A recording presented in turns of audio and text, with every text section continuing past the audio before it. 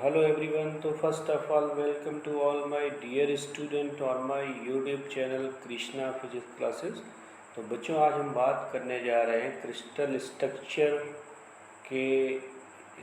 Structure के बारे में, जिसमें आपने स्टडी किया था लास्ट लेक्चर में। You have to study in last lectures the what is the definition of the crystal structure. तो इसमें पढ़ा था कि three dimensional arrangement of the atoms और molecules is known as a crystal structure. अब इसमें आपने पढ़ा था कि क्रिस्टल स्ट्रक्चर्स में किस तरीके से हम लैटिस पॉइंट फाइंड आउट करते हैं, what is the definition of the lattice point, what is the definition of the basis and what is the definition of the crystal structure. तो lattice plus basis you will get the crystal structure. फिर इसके बाद आपने पढ़ा था कि what is the unit cell. Unit cell में पढ़ा था smallest unit of the cell which repeat again and again to form the crystal structure. तो ये यूनिट सेल की डेफिनेशन पढ़ी थी। फिर इसी में आपने पढ़ा था कि how to find out the number of the lattice point. Basic introduction हमने दिया था कि number of the lattice point किस तरीके से निकालते हैं, वो बेसिक इंट्रोडक्शन आपने पढ़ा था। फिर इसी में पढ़ा था आपने कि what is the Miller indices. तो मिलर इंडिसेस का फंडामेंटल हमने बताया था। Firstly you have to find out the intercept of the plane and after this you can take the reciprocal of the intercept. ये सेकंड रूल था इसका। और third rule में you can take the LCM of the denominator and multiply by each term and you will get the Miller indices. तो इस तरीके से आपको मिलर इंडिसेस मिल जाते थे। अब इसके बाद जो आज का टॉपिक हम लेने जा रहे हैं वो है क्यूबिक क्रिस्टल। अब देखिए how many types of the cubic crystals. तो cubic crystal can be divided into three categories. Cubic crystal कौन कौन से थ्री कैटेगरीज होते हैं। नंबर फर्स्ट होता है सिंपल क्यूबिक क्रिस्टल, सेकंड होता है body centred cubic crystal, third होता है फेस सेंटर्ड क्यूबिक क्रिस्टल। तो सबसे पहले आज हम बात करेंगे, first of all we will talk about the simple cubic crystal. तो देखिए इसमें सिंपल क्यूबिक क्रिस्टल क्या होता है। देखिए इसमें ये बहुत अच्छा डायग्राम हमने शो किया है सिंपल क्यूबिक स्ट्रक्चर का। इसमें आप देखिए कॉर्नर पर जो नंबर ऑफ द एटम्स हैं वो आपके टोटल कितने एटम्स हैं, 8 एटम्स हैं। 1 2 3 4 5 6 7 8। तो नंबर ऑफ द एटम्स 8 हैं। अब हमने इसमें बताया था कि एक पार्ट यदि हम कट करते हैं यहाँ से एक पार्ट हमने कट किया इसका, तो कितना पार्ट कट हो जाएगा, 1/8। अब टोटल ये हमारी जो सेल है कंप्लीट 8 सराउंडिंग सेल, ये जो क्यूबिक स्ट्रक्चर है वो 8 सराउंडिंग सेल से मिलके बना है। इस वजह से हम क्या करेंगे, total number of the lattice point find out करेंगे। तो 8 इंटू 1/8, तो we will get 8 into 8 cancel हो जाएगा, वी विल गेट 1। तो यहाँ से हमें जो वैल्यू मिलेगी वो क्या मिल जाएगी, 1 मिल जाएगी। तो number of the lattice point in unit cell क्या मिलेगा, 1/8 इंटू 8 दैट इज़ 1 मिल जाएगा। अब इसके बाद देखिए, अब इसकी एटॉमिक रेडियस कैसे फाइंड आउट करते हैं। तो एटॉमिक रेडियस का सबसे अच्छा फंडामेंटल क्या है कि जैसे हमने ये कोई एक शेप लिया है जिसमें हमने क्या है, एटम्स को दिखाया है, हाफ एटम्स को दिखाया है। इधर भी हाफ एटम्स है, इधर भी हाफ एटम्स है, इधर भी हाफ एटम्स है। तो हाफ का मतलब क्या है कि इसकी रेडियस क्या है, स्मॉल आर है। इसी तरीके से ये भी हाफ है तो इसकी भी रेडियस स्मॉल आर है। ये कंप्लीट एटम होता तो उसकी रेडियस क्या हो जाती है, r plus r that is 2r हो जाती है। तो एक कंप्लीट ये सर्कल टाइप का स्फेयर बनाते हैं तो उसकी टोटल जो रेडियस होती है वो 2r होती है। अब चूँकि ये हाफ है तो यहाँ पे r हो जाएगी, ये भी हाफ है तो ये भी r हो जाएगी। अब टोटल हम इसको कंसिडर करते हैं कि इसकी डिस्टेंस क्या है, स्मॉल a है। तो r plus r that is we will get 2r is equal to a। तो यहाँ से हमें वैल्यू क्या मिल जाएगी, 2r is equal to a, तो r is equal to a/2। तो एटॉमिक रेडियस जो मिलेगी वो r is equal to a/2 मिल जाएगी। ठीक, तो इतना सभी को क्लियर। चलिए आगे बात करते हैं। अब देखिए बच्चों, एटॉमिक पैकिंग फ्रैक्शन कैसे फाइंड आउट करते हैं। तो how to find out the atomic packing fraction. अब देखिए atomic packing fraction find out करने का फार्मूला होता है कि number of the lattice point and volume of the each sphere upon volume of the unit cell. तो अब देखिए नंबर ऑफ द स्फीयर का मतलब क्या होता है, number of the lattice point. तो इसमें आप देखिए simple cubic number of lattice point कितने थे, 1 थे। फिर वॉल्यूम ऑफ ईच स्फीयर, तो वॉल्यूम क्या होता है स्फीयर का, 4/3 पाई आर क्यूब होता है, तो वो हमने पुट अप कर दिया। Upon volume of the unit cell, अब देखिए यूनिट सेल में क्या होता है, आप देखिए रेडियस इसकी हर जगह सेम होती है। जैसे कोई भी हमने यूनिट सेल लिया है तो यहाँ पे जितनी एक्स एक्सिस में उतनी है, वाई एक्सिस में उतनी, जेड एक्सिस में, तो हम कह सकते हैं A=B =C। तो सिंपल क्यूबिक स्ट्रक्चर के लिए रेडियस क्या होती है, इक्वल होती है। तो इस केस में हम क्या करेंगे, यहाँ पर वैल्यू रखेंगे, वॉल्यूम की वैल्यू क्या हो जाएगी, A तो A³ मिल जाएगी। तो वही हमने प्रोडक्ट किया है 1 × 4/3 पाई आर क्यूब अपॉन A³। तो जब इसको सॉल्व करेंगे तो वी विल गेट π/6। अब एक्चुअली एटॉमिक रेडियस r=a/2 होता है, so we can put the value of the atomic radius, नहीं इसके बाद π/6 वैल्यू मिल गई। अब π/6 को सॉल्व कर देंगे तो इसको परसेंटेज में निकाल लेंगे। तो जब परसेंटेज में फाइंड आउट करेंगे तो परसेंटेज में वैल्यू क्या मिलेगी, 52%। तो अब चूँकि इसका एटॉमिक पैकिंग फ्रैक्शन 52% हमने फाइंड आउट किया है, तो इसका मतलब जो स्ट्रक्चर हमारा है वो कैसा है, लूजली पैक्ड है। ये हमारा स्ट्रक्चर कैसा है, लूजली, मतलब कोई भी क्रिस्टल स्ट्रक्चर है इसमें 52% जो पोर्शन है वो लूजली पैक्ड है, ठीक है ना, वो मतलब सॉफ्ट है। अब चलिए आगे बात करते हैं। अब हमें निकालना है कोऑर्डिनेशन नंबर। तो how to find out the coordination number.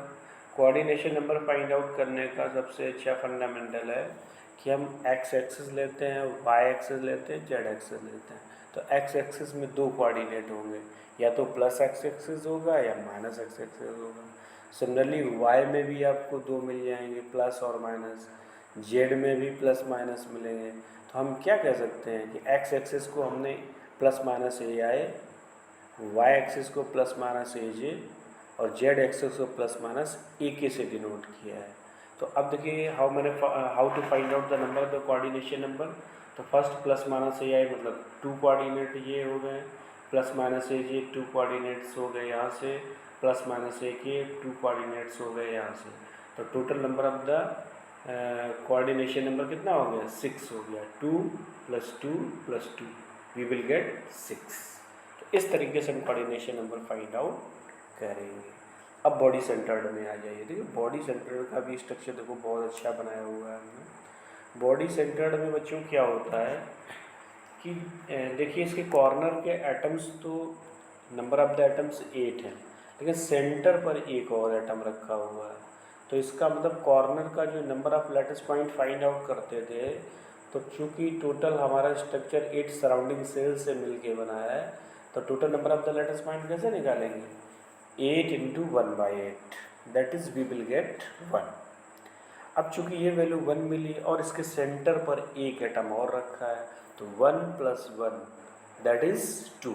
तो इसकी बॉडी सेंटर्ड का जो number of the lattice point find out करेंगे वो क्या मिलेगा, 2 मिल जाएगा। तो इस तरीके से बॉडी सेंटर्ड का number of lattice point find out करते हैं। वही हमने देखो इसमें फाइंड आउट किया हुआ है, number of the lattice point 2। अब आगे बात करेंगे कोऑर्डिनेशन नंबर।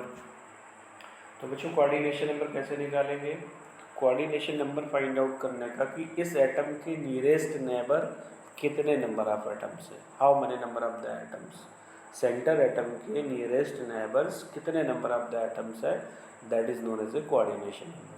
तो इसमें देखिए 2, 2, 4, 2, 6, 2, 8, तो total number of the atoms कितने हैं, 8 हैं। तो इसका कोऑर्डिनेशन नंबर क्या होगा, 8 हो जाएगा। तो बॉडी सेंटर का BCC का कोऑर्डिनेशन नंबर हमेशा कितना निकलता है, 8 होता है। ठीक, चलिए आगे बात करते हैं।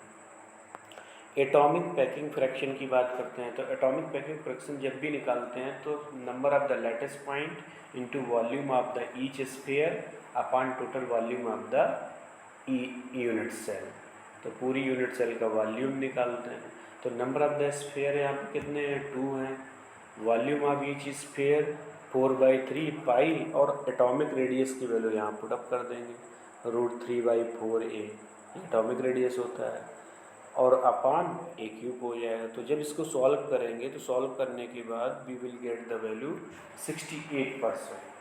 तो यहाँ से जो पैकिंग फ्रैक्शन की वैल्यू मिलती है वो 68% मिलती है।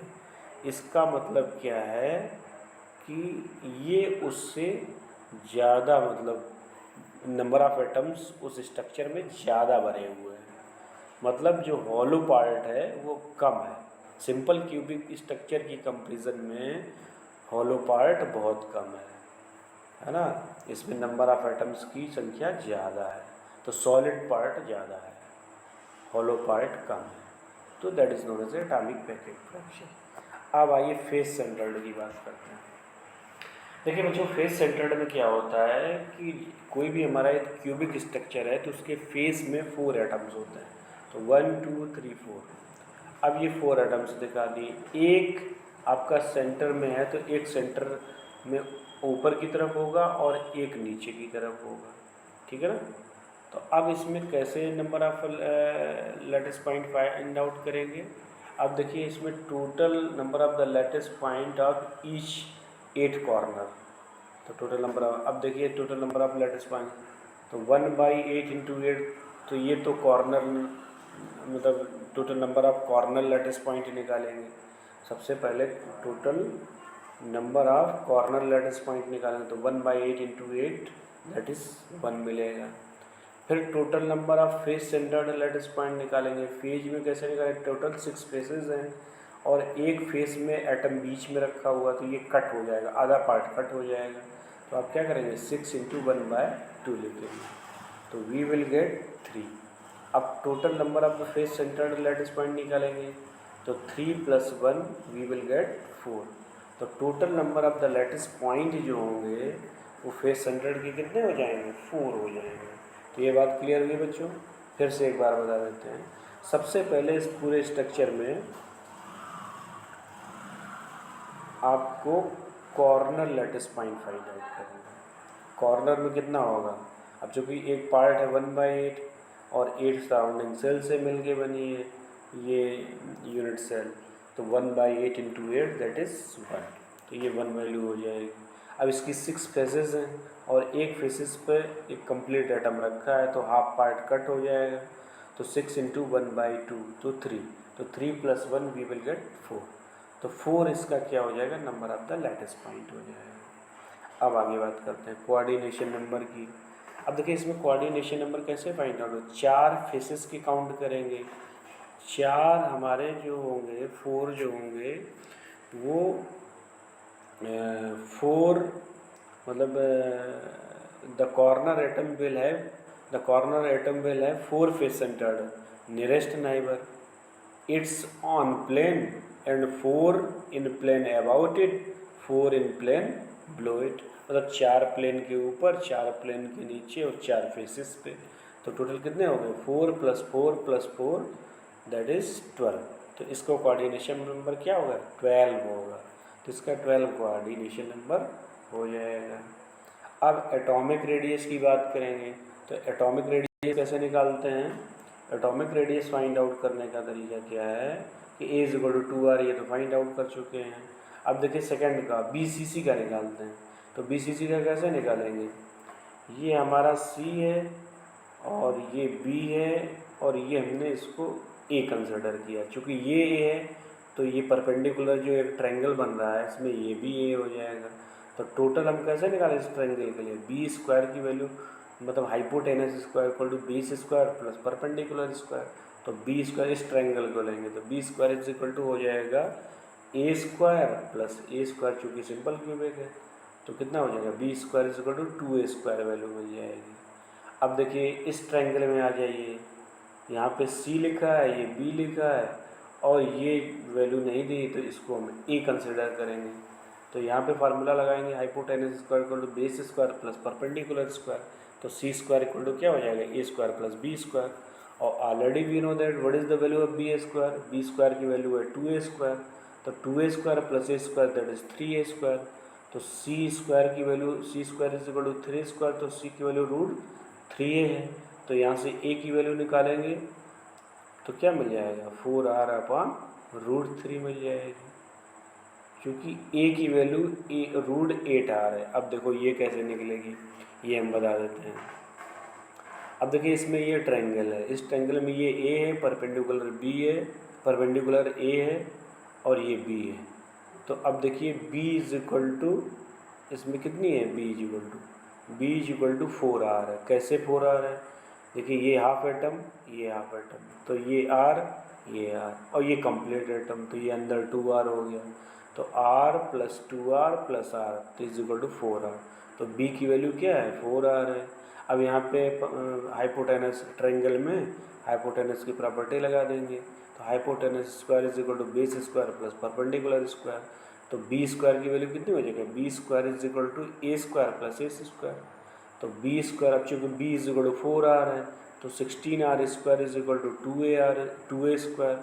तो यहाँ से a की वैल्यू निकालेंगे तो √8r आ जाएगी, वो वैल्यू यहाँ पुट कर देंगे और a की वैल्यू 4r/3 फाइंड आउट कर लेंगे। तो ये बच्चों क्लियर हो गया होगा। किसी को कोई डाउट हो तो आप हमें कमेंट्स में ज़रूर पूछ सकते हैं, है ना। तो इस तरीके से तीनों का हम एटॉमिक रेडियस फाइंड आउट करते हैं।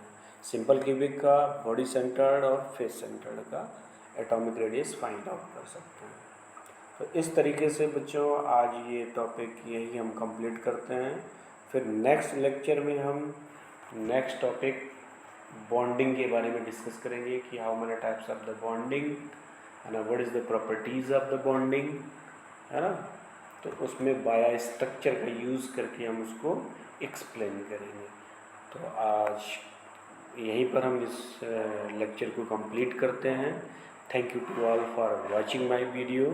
Please like and subscribe my YouTube channel Krishna physics classes. Thank you to all.